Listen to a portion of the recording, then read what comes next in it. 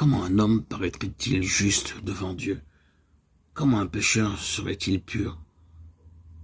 Ce n'est que par Jésus-Christ qu'il est possible de se mettre en règle avec Dieu, de parvenir à la sainteté. Mais comment aller à Jésus?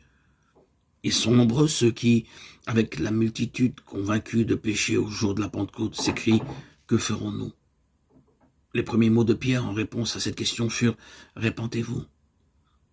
Un peu plus tard, il leur dit « Répentez-vous donc et convertissez-vous pour que vos péchés soient effacés ». Acte 2, 38, 3, 19. La repentance comprend la douleur d'avoir commis le péché et le délaissement de celui-ci. Impossible d'abandonner le péché avant d'en avoir vu la gravité. Point de vrai changement de vie jusqu'à ce que l'on se soit détourné du péché de tout son cœur. Ils sont nombreux ceux qui ne comprennent pas la véritable nature de la repentance. Beaucoup de personnes gémissent sur leur péché et se réforment même extérieurement parce qu'elles craignent les conséquences de leurs mauvaises actions. Ce n'est pas là la repentance dans le sens biblique du terme. C'est redouter la souffrance plutôt que le péché lui-même. Telle fut la douleur d'Ésaü quand il vit qu'il avait perdu à tout jamais son droit d'aînesse. Balaam, terrifié par l'apparition sur son chemin d'un ange armé d'une épée nue, confessa son péché dans la crainte de perdre la vie. Mais il n'y avait pas en lui de repentance véritable, pas de changement de disposition, pas d'horreur du mal. Judas Iscariote, après avoir trahi son Seigneur, s'écria « J'ai péché en livrant le sang innocent » Matthieu 27, 4.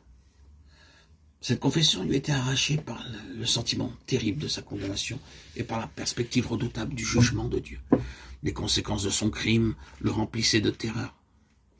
Mais il n'éprouvait aucun remords déchirant et sincère d'avoir trahi le Fils de Dieu et renié le Saint d'Israël. Pharaon, au moment où les jugements de Dieu s'appesantissaient sur lui, reconnaissait son péché, mais ce n'était que pour échapper au châtiment, car dès que les plaies s'éloignaient, il recommençait à braver le ciel. Tout cela déplorait les conséquences de leur péché, mais ils ne s'affligeaient pas sur ces péchés eux-mêmes. En revanche, quand le cœur de l'homme cède à l'influence de l'Esprit de Dieu, la conscience se réveille, et le pécheur commence à entrevoir la profondeur et le caractère sacré de la loi de Dieu, lui qui est à la base de son gouvernement dans le ciel et sur la terre. La lumière qui, en venant dans le monde, éclaire tout homme.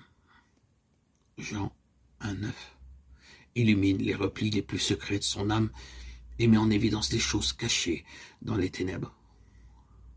La conviction du péché s'empare alors de son esprit et de son cœur, saisi du sentiment de la justice de Dieu. Le pécheur est terrifié à la pensée de paraître coupable et impur devant celui qui sonde les cœurs. Il voit l'amour de Dieu, la beauté de la sainteté, la joie de la pureté. Il désire être purifié et entrer en communion avec le ciel.